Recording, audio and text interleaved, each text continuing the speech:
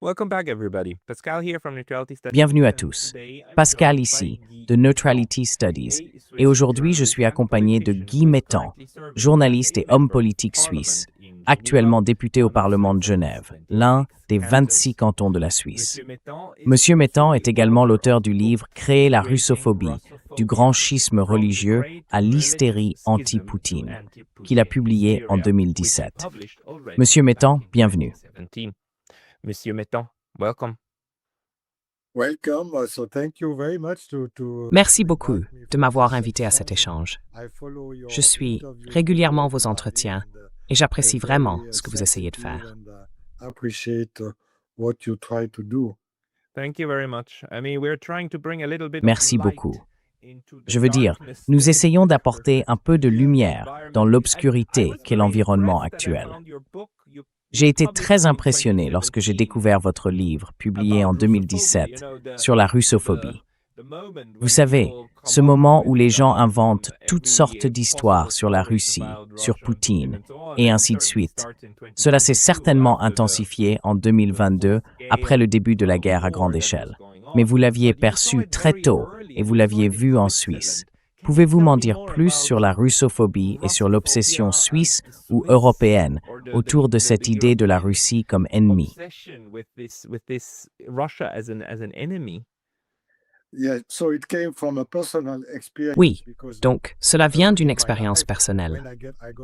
Dans ma vie, quand je me suis marié, il y a 33 ans, ma femme et moi avons décidé d'adopter une jeune fille russe.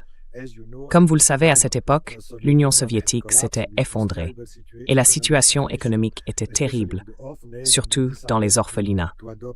Nous avons décidé d'adopter un de ces enfants qui avait été abandonné, disons, dans un orphelinat russe sans argent, sans soutien, ni même de quoi se nourrir.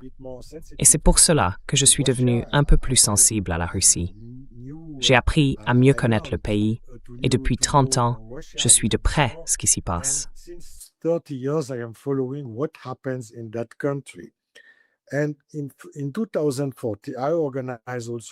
2014, j'ai également organisé de nombreuses expositions, des échanges culturels et scientifiques entre la Russie et la Suisse, commencés dans les années 90 et poursuivis jusqu'au début de ce siècle. Et en 2014, j'ai été très surpris, en tant que journaliste, je le suis depuis 45 ans maintenant, par la manière dont mes collègues des médias parlaient de la Russie. C'était une façon complètement déformée de pratiquer le journalisme normal, vous savez, d'être objectif ou impartial. Lorsqu'ils traitaient de sujets russes, ils manquaient totalement d'honnêteté et d'équité dans leurs reportages.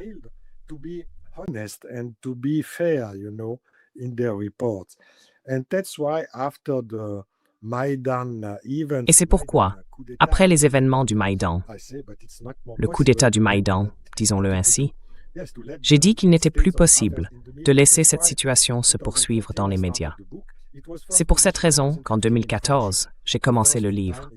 Il a d'abord été publié en français en 2015 et il a rencontré un certain succès à l'époque. Ensuite, j'ai trouvé un éditeur aux États-Unis, Clarity Press, qui était intéressé par une publication en anglais ainsi qu'en Italie. La dernière édition, je crois, a été publiée en Corée du Sud il y a 2 ans et nous préparons maintenant une édition bulgare. Parce que ce sujet était nouveau, comme vous l'avez mentionné à l'époque, et de nombreux lecteurs comme vous posaient la même question. Pourquoi tant de haine envers la Russie?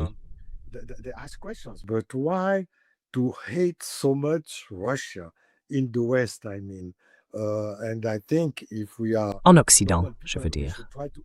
Et je pense que si nous sommes des gens ordinaires, nous devrions essayer de comprendre pourquoi c'est le cas. C'est là que tout a commencé. Le début de ma réflexion sur la russophobie et son histoire en Occident. Car j'ai découvert que cette haine est très ancienne, profondément enracinée dans l'histoire.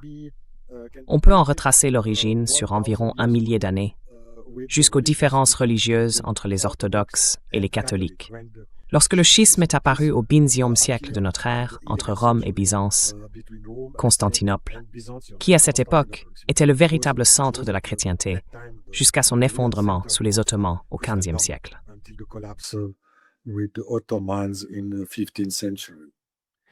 Do you think that this Pensez-vous que ce schisme, la composante religieuse, joue encore un rôle aujourd'hui dans la manière dont la russophobie fonctionne? Ou s'agit-il plutôt de la situation géopolitique? Je veux dire, Glenn Deason a également écrit un ouvrage important sur la russophobie, et il en retrace l'origine dans le monde anglo-saxon et la rivalité entre le Royaume-Uni et la Russie au XVIIIe et XIXe siècle.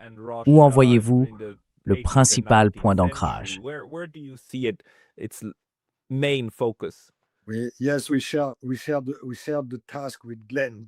Oui, nous avons partagé la tâche avec Glenn parce qu'il est plus concentré sur la période contemporaine, sur l'époque actuelle, et comme vous le dites, sur le monde anglo-saxon. Nous sommes en contact depuis de nombreuses années. Donc oui, je pense que la religion joue encore un rôle. Elle joue un rôle d'un point de vue historique, car elle a enraciné, disons, des clichés ou des stéréotypes. Le mauvais russe, le mauvais orthodoxe, vous savez, et le bon catholique, qui remontent à 1000 ans maintenant. Et il y a la Congrégation pour la propagation de la foi à Rome, instituée au XIIIe siècle, pour lutter contre les mauvais orthodoxes.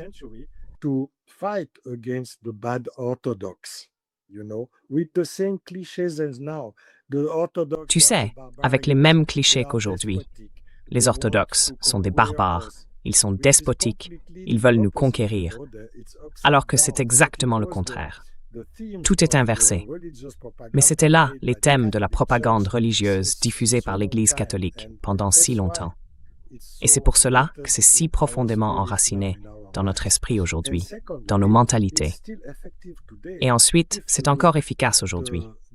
Si tu regardes le combat actuel en Ukraine, c'est la frontière, la limite entre, disons, le monde catholique ou occidental, parce que le protestantisme est en quelque sorte une continuation du catholicisme, tu vois.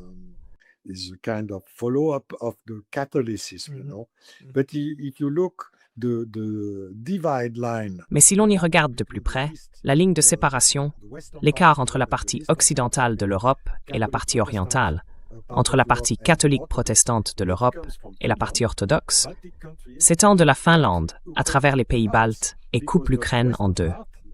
La partie occidentale, autour de Lviv, compte les uniates, affiliés à l'Église romaine, tandis que la partie orientale est orthodoxe, affiliée jusqu'à récemment à Moscou, à l'orthodoxie. Et cette ligne continue de diviser l'Europe aujourd'hui. Les principaux groupes nationalistes ou va-t-en-guerre d'Ukraine viennent de Lviv, de la partie uniate occidentale du pays. C'est pourquoi cette fracture reste si forte, même si elle n'est pas toujours consciente, même si nous n'en avons pas toujours conscience. Elle continue pourtant de façonner la guerre actuelle en Ukraine.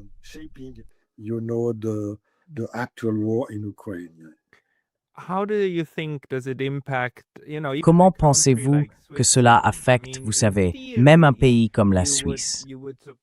Je veux dire, en théorie, on pourrait penser que la Suisse se souviendrait que la dernière fois que nous avons été occupés, parce que nous sommes très fiers de nos 200 ans de paix et de neutralité constante, la dernière fois que nous avons été occupés, ce n'était pas par les Russes, c'était par les Français. Napoléon nous a occupés pendant environ 15 ans, puis les Russes ont aidé à chasser les Français. Exactement. C'est largement oublié, n'est-ce pas? Même en Suisse, la russophobie est très à la mode, n'est-ce pas?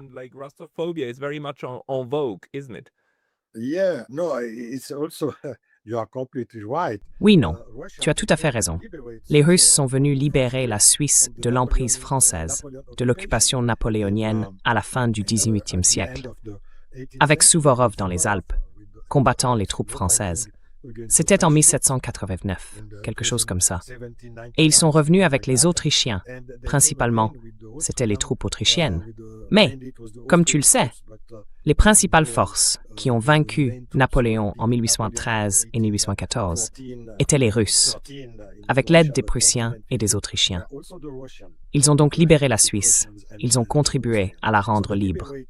Et plus important encore, au Congrès de Vienne, qui a mis fin aux guerres napoléoniennes, c'est le tsar de Russie, Alexandre II, qui a aidé à créer la Suisse actuelle, contemporaine. Sans le soutien du tsar, par exemple, je ne vivrais pas aujourd'hui à Genève.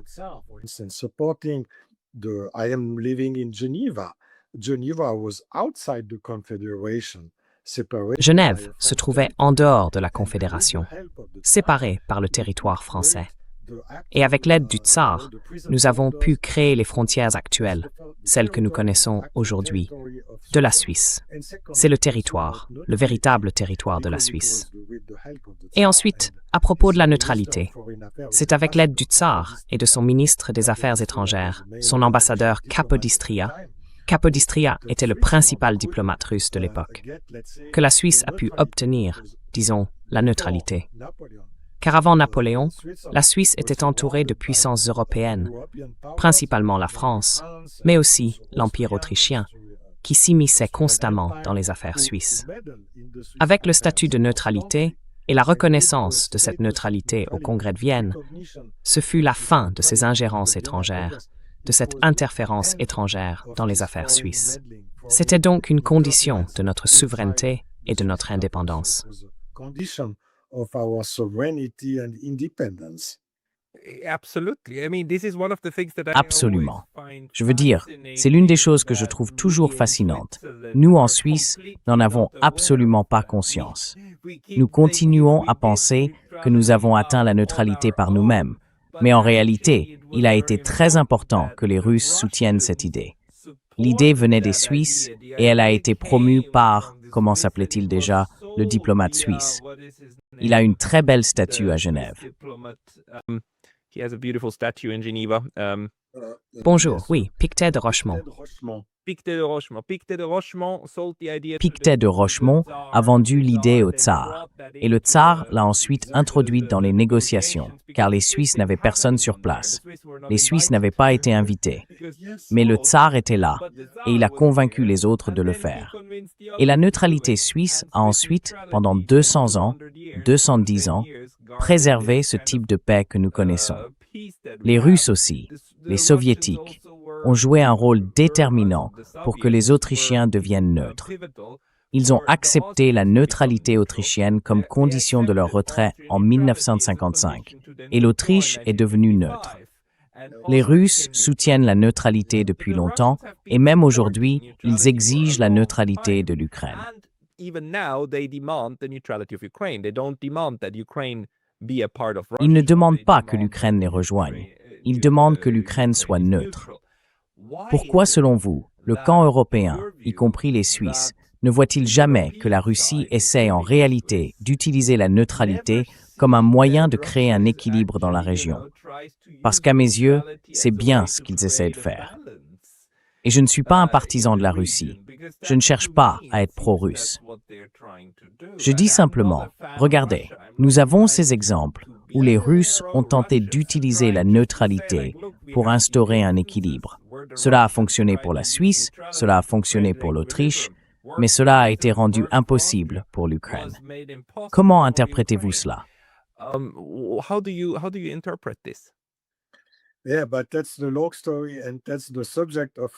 Oui, mais ça, c'est la longue histoire, et c'est le sujet de mon livre, tu sais. Mon point de vue, c'est que les stéréotypes qui s'étaient développés autrefois contre l'Église orthodoxe et depuis le XVIIIe siècle contre l'Empire russe ont tous été transposés, tous ces clichés, dans la sphère politique, parce que la religion est devenue moins importante comme idéologie. Mais à cette époque, cela visait directement la Russie elle-même, l'État russe. Pourquoi? Parce que tout a commencé en France, avec le roi Louis XV. Il a épousé une princesse polonaise, donc il était très proche du camp polonais. Et aussi, à la fin du XVIIIe siècle, la Russie, grâce à Pierre le Grand et à Catherine II, le tsar et l'impératrice, était devenue l'une des puissances européennes les plus importantes.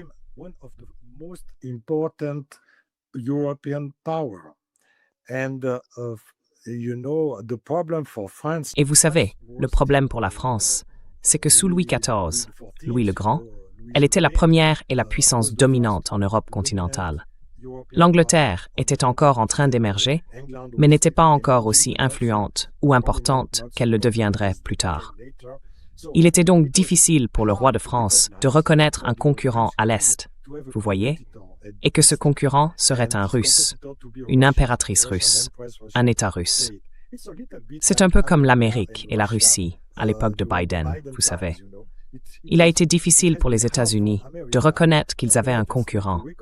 Après la Seconde Guerre mondiale, c'était l'Empire soviétique, le bloc soviétique. De nos jours, après l'effondrement de l'Union soviétique, l'Amérique était la puissance dominante, hégémonique dans le monde. Et il est très difficile pour les néoconservateurs américains de reconnaître qu'ils pourraient avoir des rivaux, des concurrents, contestant leur hégémonie.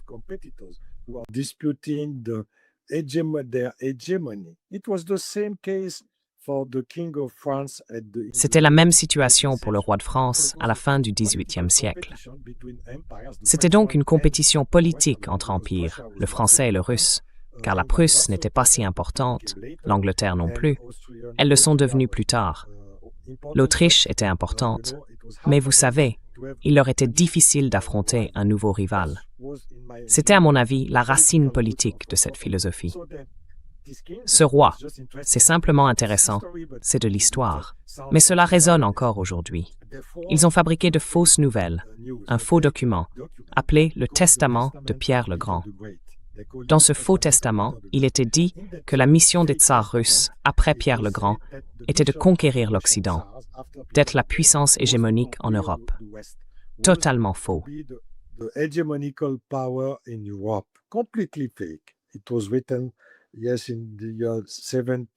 Oui, cela a été écrit vers 1760, à peu près. Le document avait été conservé dans un lieu secret au sein de la monarchie. Mais ensuite, Napoléon, après être devenu empereur et après s'être heurté à Alexandre Niais, tu sais, lors de la rencontre de Tilsit en 1807, ils se sont séparés et sont devenus ennemis. Napoléon était très en colère contre le tsar et décida de faire la guerre à la Russie en 1811-1812.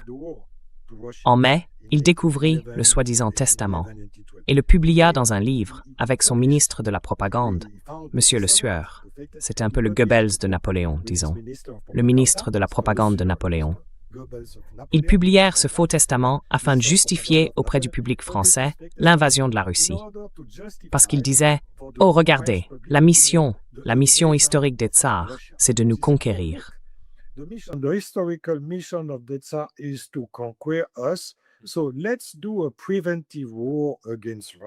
Alors, faisons une guerre préventive contre la Russie afin d'empêcher une invasion russe de la France.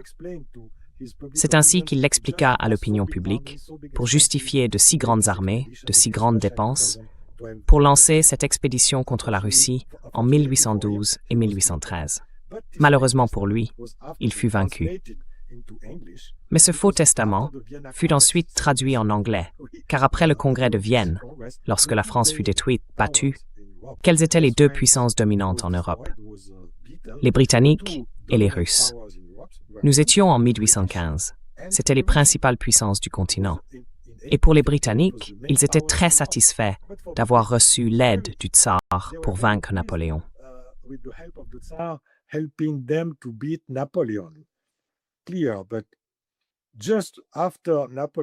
C'est clair. Mais juste après que Napoléon eut été, disons, envoyé à Sainte-Hélène, le principal problème pour l'Empire britannique était d'avoir un concurrent. Il n'était pas acceptable pour eux de partager les bénéfices de la victoire contre Napoléon avec une autre puissance appelée la Russie. Et c'est pourquoi ils ont commencé une sorte de pré-guerre froide contre la Russie. Peu après 1815, ils ont traduit ce faux testament en anglais et l'ont publié. Et l'on trouve dans la presse britannique des articles décrivant la Russie comme un État despotique, impérialiste et dangereux, exactement comme on peut encore le lire dans nos médias aujourd'hui. Les mêmes thèmes, dire « Oh, ils veulent envahir, conquérir la terre », et ainsi de suite. Et que s'est-il passé en 1853? Ils ont déclenché la guerre de Crimée. Ils ont envahi, ils ont envoyé des troupes britanniques, avec les Français et les Italiens, en Crimée, pour faire la guerre à la Russie contre le tsar russe.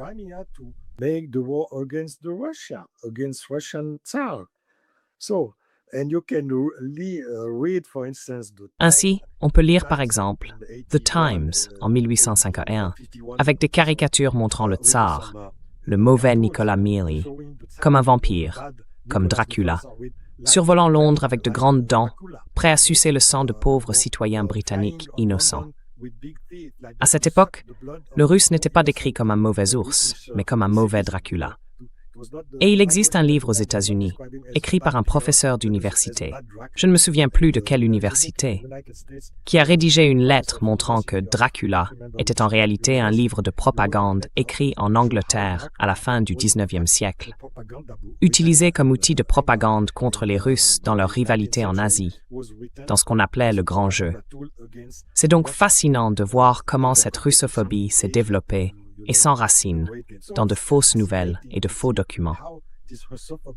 Et pour conclure l'histoire, elle est un peu longue, je m'en excuse.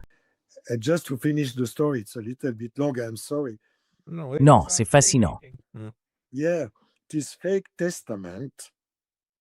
Oui, ce faux testament n'a été reconnu comme tel qu'à la fin des années 1870, en 1878, si je me souviens bien, par des historiens français qui ont soudain découvert que le document était une contrefaçon. Et pourquoi cela n'est-il arrivé qu'à ce moment-là? Parce que la France avait été battue par les Allemands lors de la guerre franco-prussienne de 1870. Jusqu'alors, l'ennemi principal de la France était la Russie, pas l'Allemagne. Mais dès qu'ils ont été vaincus par les Allemands, et le Kaiser en 1870, Napoléon III étant écarté, l'ennemi principal de la France n'était plus les Russes, mais les Allemands.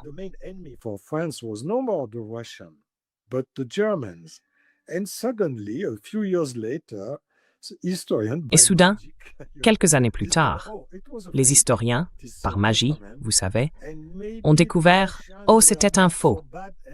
Ce testament, et peut-être que les Russes n'étaient pas aussi mauvais qu'on le pensait quelques années auparavant, vous voyez. Et cela a commencé à changer en France, parce que la France était isolée sur le continent et avait peur de l'Allemagne. Elle cherchait des alliés. L'Autriche était un peu faible, l'Empire autrichien. L'Italie n'était pas encore unifiée.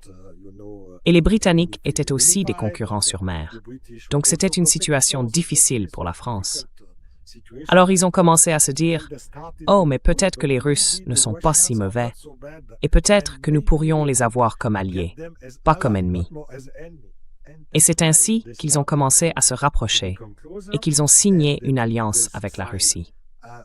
Après cela, comme l'Allemagne se développait si rapidement, les Britanniques ont eu la même réflexion et ont rejoint l'alliance jusqu'à la Première Guerre mondiale.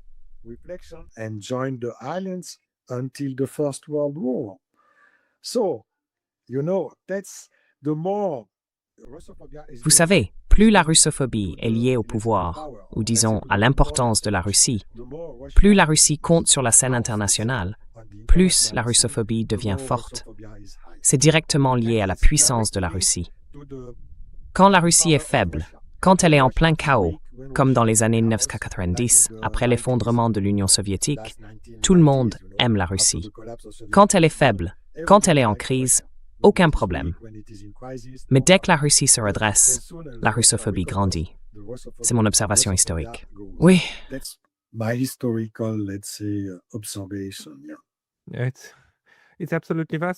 C'est absolument fascinant.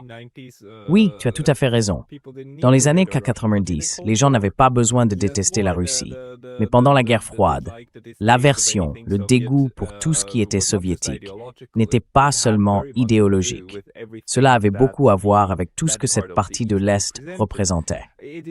C'est fascinant qu'on puisse en retracer les origines, qu'on puisse le relier à la manière dont la France l'a abordé. Remember, meaning, car on pense souvent que cela concerne davantage le Royaume-Uni, ce qui est aussi vrai. Le fait que les rivalités franco-allemandes et franco-britanniques se soient également répercutées sur la Russie est souvent négligé. Mais ce que je me demande, c'est que sur le continent européen, la russophobie est très particulière, car d'un côté, nous avons une peur de l'Allemagne, mais je n'irai pas jusqu'à parler de germanophobie.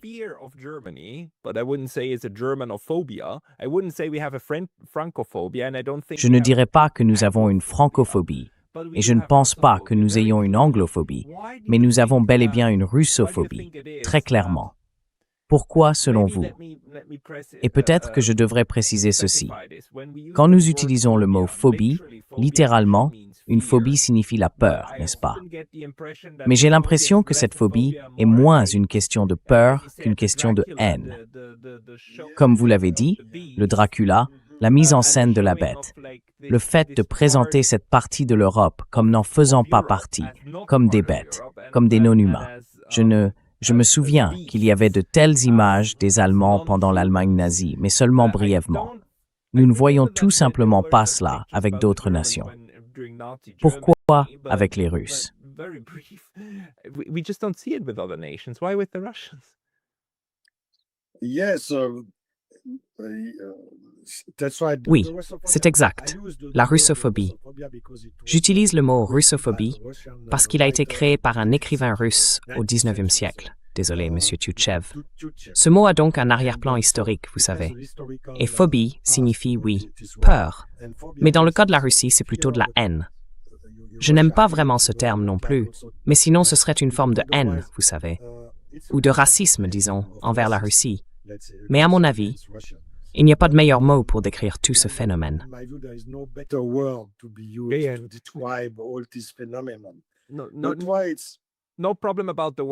Pas de problème avec le mot. Je veux simplement souligner qu'il y a quelque chose d'un peu trompeur dedans. Mais laissons cela de côté. Je veux dire, c'est le terme que tout le monde utilise pour désigner ce genre d'aversion envers la Russie. Mais on ne trouve généralement pas la même aversion envers d'autres.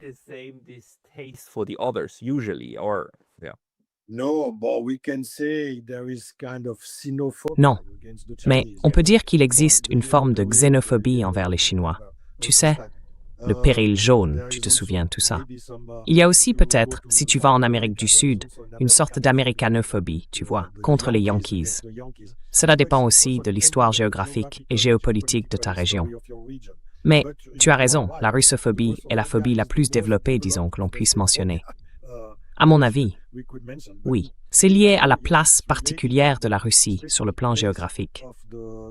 C'est aussi très troublant pour les Européens, par exemple, qui étaient les dirigeants du monde, disons au XIXe siècle, quand l'Europe dominait le monde avec l'impérialisme et tous ces empires, les empires français et britanniques.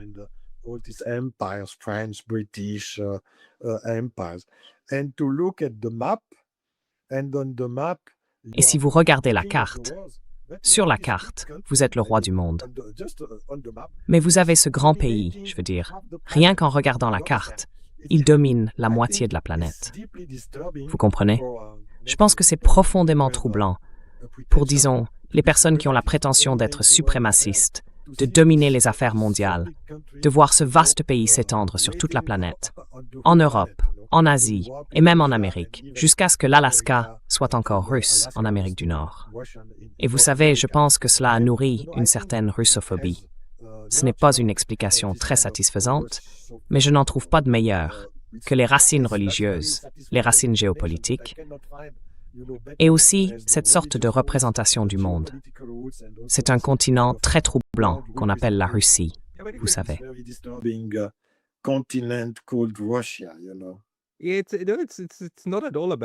Ce n'est pas du tout une mauvaise explication.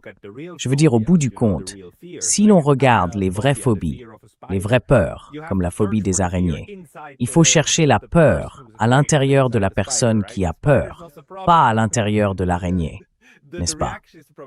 L'araignée n'est pas le problème, c'est la réaction qui l'est. Donc si l'on examine cela chez les Européens, dans l'état d'esprit européen, et aussi dans ce mental colonial de domination du monde, sans le partager avec personne. Je viens justement d'avoir cette discussion avec notre compatriote suisse, Nathalie Jambe, qui a récemment été sanctionnée par l'Union européenne. Et elle souligne que les sanctions sont en réalité un outil colonial, quelque chose que les peuples d'Afrique, puisqu'elle est à moitié camerounaise, subissent depuis des siècles. Vous savez, cette tentative de mettre les gens hors la loi. Pensez-vous qu'il y a un lien? Parce que plus je travaille sur ce sujet, plus j'en viens à la conclusion que le mental colonial non résolu des Européens constitue une grande partie du problème dans son ensemble.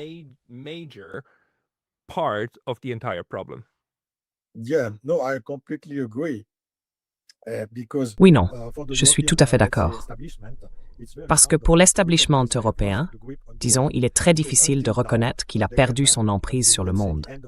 Jusqu'à, disons, la fin du siècle dernier, il était tout à fait évident que le monde occidental, l'Occident, dominait, non seulement sur le plan militaire, ce qui était un peu dissimulé, il y avait quelques guerres, mais aussi sur le plan culturel, économique et, disons, du soft power.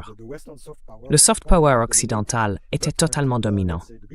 Mais depuis le début de ce siècle, et surtout avec la montée de la Chine, pour moi, l'événement principal de ce siècle est la perte totale du soft power européen. European soft power. The soft power of Europe and of the West was Le pouvoir doux de l'Europe et de l'Occident, qui a dominé pendant 500 ans depuis les premières conquêtes coloniales, s'est totalement effondré au cours des 2 dernières décennies, disons les 15 dernières années. Et il leur est tout simplement impossible de reconnaître cela comme un facteur. Mais c'est la nouvelle réalité, avec la montée de la multipolarité et l'ascension de la Chine, qui est désormais complètement dominante. J'ai été en Chine 2 fois au cours des 12 derniers mois.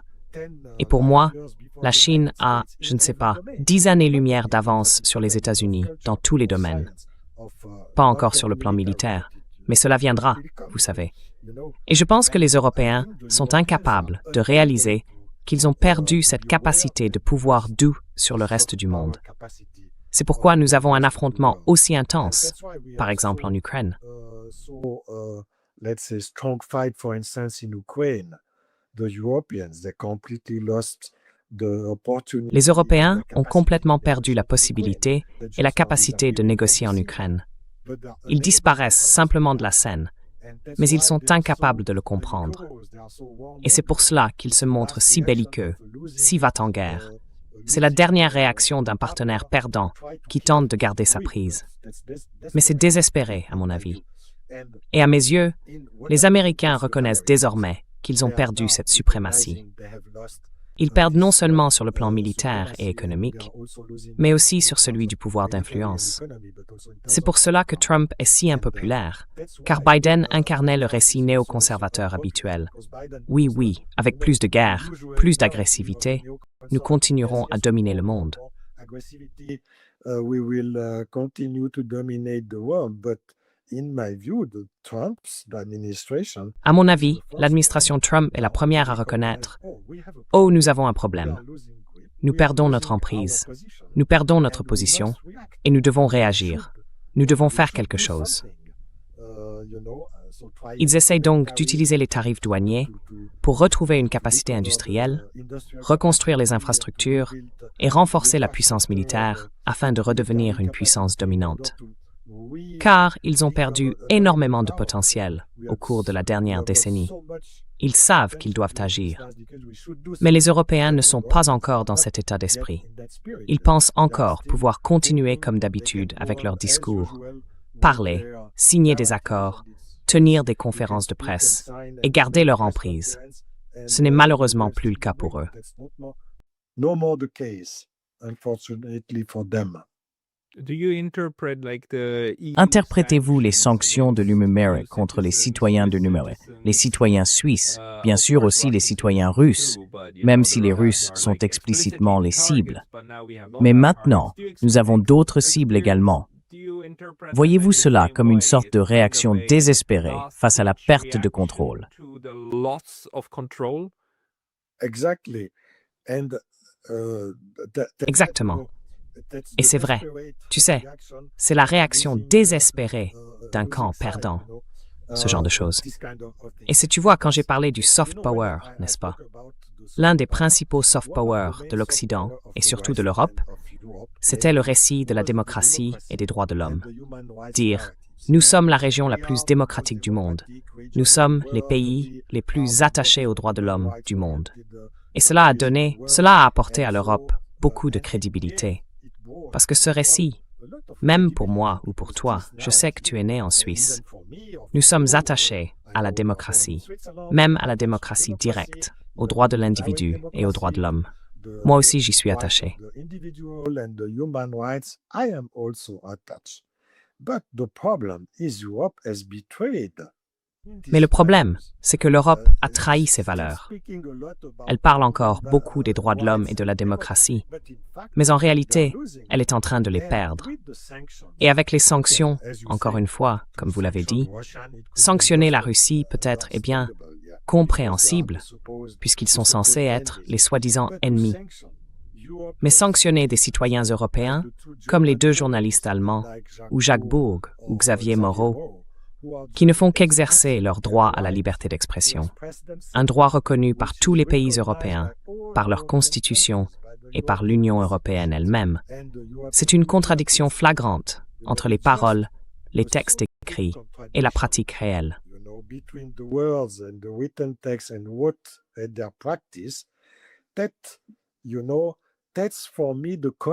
C'est, vous savez, pour moi, l'effondrement du soft power aux yeux du reste du monde. Parce que les Européens n'en ont pas conscience, mais le reste du monde, le Sud global, les pays asiatiques, les Chinois, disent « Mais de quel genre s'agit-il ? Comment pouvons-nous faire confiance aux valeurs européennes s'ils les trahissent en sanctionnant leurs propres citoyens pour avoir exercé le droit d'opinion et de libre expression qui est inscrit dans leur constitution ?»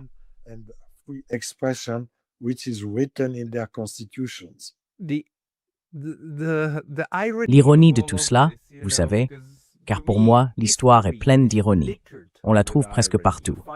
Et l'une des ironies du moment présent, c'est bien sûr qu'en criant et en hurlant qu'ils agissent pour défendre la démocratie et la liberté, ils finissent en réalité par détruire les droits humains. Ils les abandonnent complètement, les jettent, et tout le monde s'en empare. Je veux dire, l'un des faits intéressants, c'est que personne, aujourd'hui, ne veut se débarrasser des Nations Unies. Personne ne dit que la Charte des droits de l'homme est une mauvaise charte. Personne. Les Chinois veulent la garder. Les Russes veulent la garder. Les Africains aussi. Tout le monde dit, c'est une bonne idée. Nous devrions avoir cela. Alors, merci l'Europe. We should have this. So thank you, Europe. But what the hell is going on? Mais qu'est-ce qui se passe, bon sang? Le plus ironique, c'est qu'ils le donnent, comme s'ils le jetaient simplement. Et bien sûr, d'autres vont le récupérer et continuer à travailler dessus. C'est assez incroyable pour moi que ça se produise aussi vite. Peut-être pourrions-nous utiliser les 15 dernières minutes environ pour parler de cette autre invention. L'invention de la neutralité. Cette idée selon laquelle certains espaces devraient rester à l'abri de la concurrence et servir de zone tampon.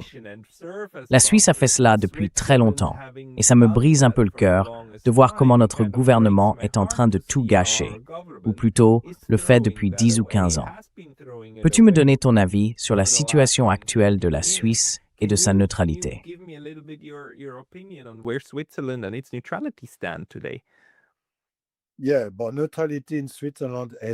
Oui, mais la neutralité en Suisse a toujours été, disons, un peu flexible. Ou un peu oui, parce que c'est un principe, mais c'est aussi une pratique. Et la pratique ne correspondait pas toujours au principe. Mais c'est, disons, la vie humaine et la vie politique traditionnelle.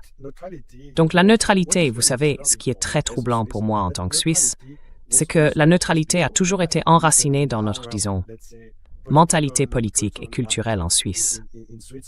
Nous grandissons avec la neutralité dans notre manière de penser.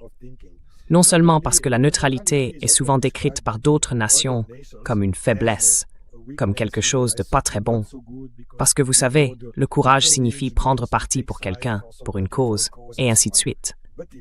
Mais à mon avis, la véritable neutralité est, disons, plus exigeante que de prendre parti.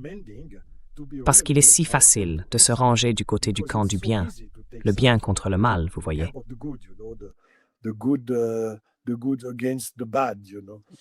Oui, même si les deux camps prétendront toujours être les bons, n'est-ce pas? Oui, oui, oui. Mais si l'on est vraiment neutre, cela demande de la réflexion.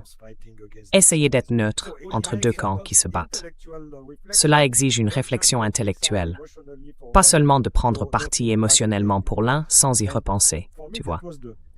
Et pour moi, c'était, eh bien pour la Suisse, peut-être que parfois nous n'avons pas pleinement appliqué la neutralité, mais nous avons essayé. Dans l'histoire de notre pays, nous avons essayé de faire de notre mieux, disons-le ainsi, même si nous ne l'avons pas toujours appliqué correctement. Mais maintenant, avec la décision prise en 2022, prendre parti unilatéralement pour l'Ukraine contre la Russie, qui est, soit dit en passant, l'un des 5 membres permanents du Conseil de sécurité, c'était un coup direct porté à notre neutralité.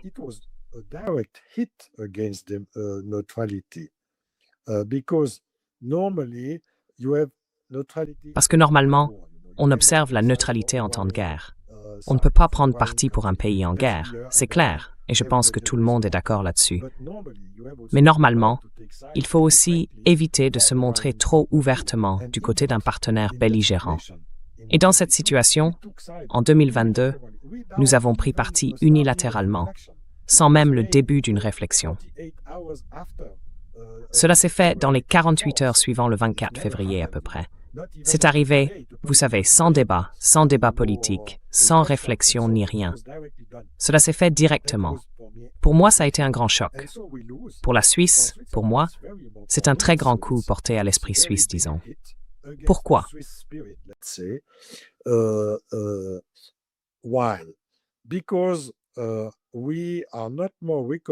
Parce que nous ne sommes plus reconnus comme neutres, non seulement par la Russie, mais aussi par les amis de la Russie et par le Sud global. La moitié du monde, voire les 2/3 du monde, ne considère plus la Suisse comme neutre. Et c'est un gros problème pour notre, disons, soft power. Car la neutralité était un élément clé du soft power suisse, pour revenir à ce concept.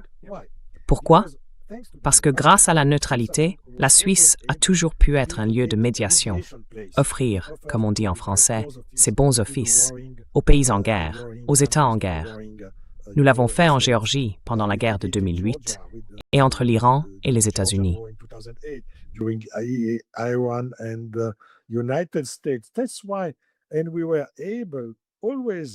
C'est pourquoi nous avons toujours pu offrir, disons, un lieu neutre, une plateforme neutre.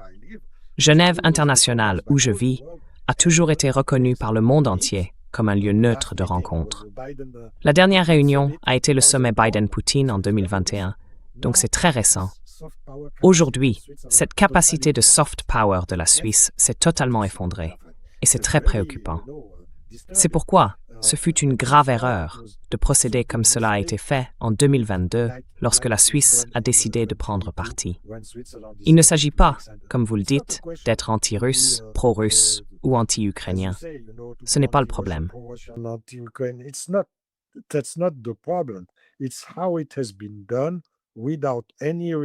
C'est comme ça que cela s'est fait, sans aucune réflexion, aucune explication, aucun recul, aucune distance, tu vois.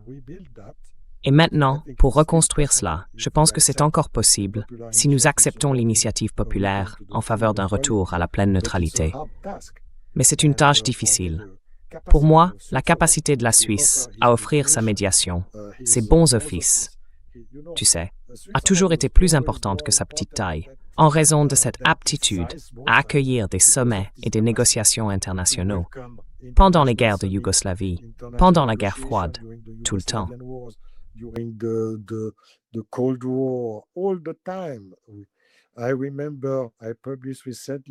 Je me souviens avoir publié quelque chose récemment parce que j'ai retrouvé mon ancien badge d'il y a 40 ans, du premier sommet Reagan-Gorbatchev à Genève en 1985, il y a juste 40 ans. Il s'était tenu à Genève en raison, disons, de sa neutralité et de sa diplomatie d'influence douce. Maintenant, c'est fini. Les Russes ont déclaré « Pour nous, la Suisse n'est plus un pays neutre. Nous n'avons aucun intérêt à organiser des réunions à Genève. Parce que pourquoi ne pas aller en Turquie? C'est plus neutre que la Suisse, ou en Arabie Saoudite, ou ailleurs. Ou même en Biélorussie, ce qui est complètement fou quand on regarde l'histoire suisse. » Alors,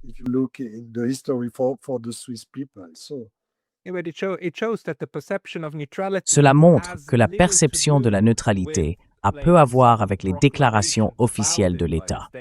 Tout dépend des actions et de la manière dont elles sont perçues par les autres. Exactement. Il s'agit d'être vu comme neutre. Peut-être pas comme un ami proche, mais au moins pas comme un ennemi. Et lorsque la Suisse a mis en œuvre toutes les sanctions, elle a clairement dit « Non, non, non, nous voulons faire partie des pays qui s'y opposent ». Et à ce moment-là, elle a choisi son camp. Je veux dire, peu importe que notre Conseil fédéral dise « Oh non, nous maintenons la neutralité militaire ». Je pense qu'à un certain niveau, cela joue encore un rôle, car par exemple, la Suisse reste la puissance dépositaire ou médiatrice officielle entre la Géorgie et la Russie. Ils n'ont pas arrêté cela. Donc tout n'a pas pris fin. Mais, vous savez, non, non. No, no. There's discussion. You know, I follow here in Plus ou moins. this diplomatic, Vous savez, je suis cela. platform. Ici à Genève, nous avons cette plateforme diplomatique. Et vous savez, juste pour dire, les Russes sont patients, moins que les Chinois. Mais tout de même, ce genre de patience, cette distance, vous vivez au Japon, vous voyez ce que je veux dire. C'est intéressant. Mais non, juste pour préciser, les discussions continuent. Ce n'est pas complètement terminé.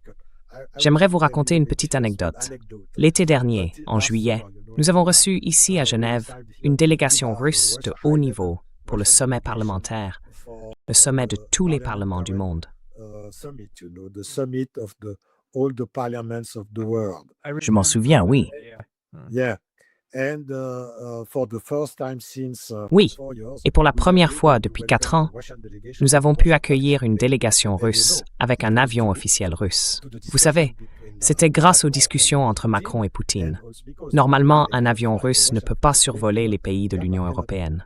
Mais il y a eu, disons, une sorte d'accord spécial. Les Italiens et les Français ont autorisé l'avion russe à venir de Moscou, en passant par la Turquie, la Libye, la Tunisie, l'Algérie, puis à revenir par la Sardaigne et la Corse jusqu'à Genève. Et ils ont réussi à arriver. Ils ont simplement fermé les yeux, pour ainsi dire. C'était une sorte d'arrangement officieux et pacifique. Mais lorsqu'ils ont atterri à Genève, après 8 heures de vol, il ne restait plus de kérosène dans l'avion.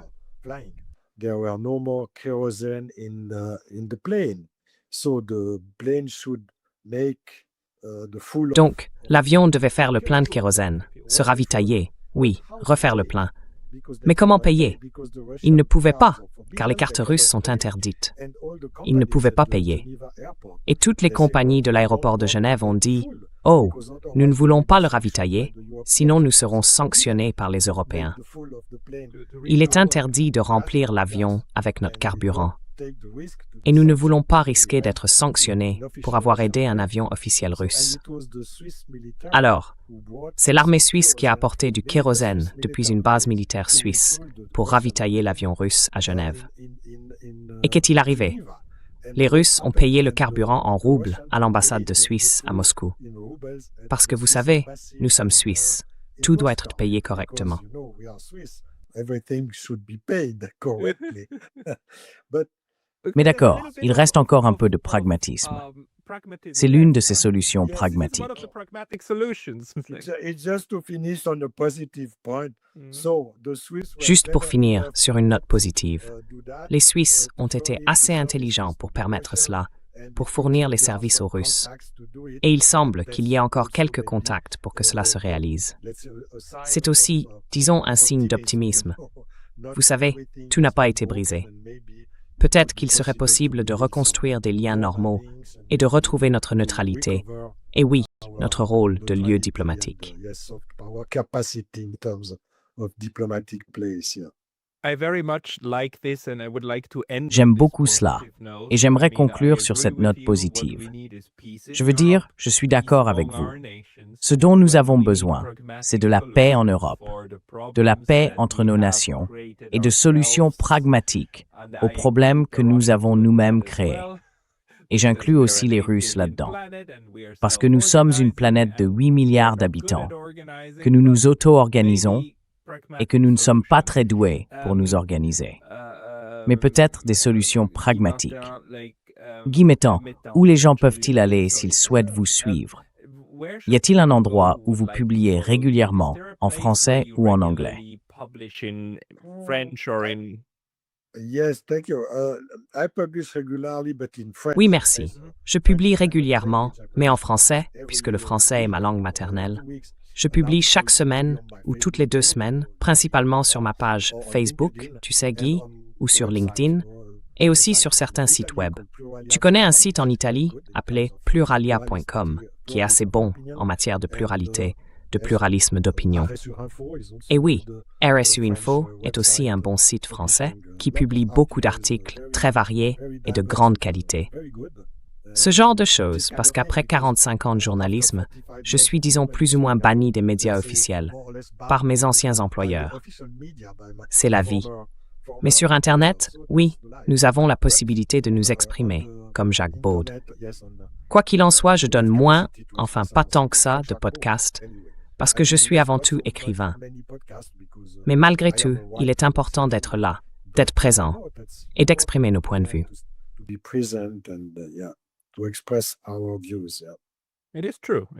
C'est vrai. C'est vrai. Et tant que nous avons les outils, nous devrions les utiliser. Je mettrai les liens que vous venez de me donner dans la boîte de description de cette vidéo ci-dessous. Guy Mettan, merci beaucoup pour votre temps aujourd'hui.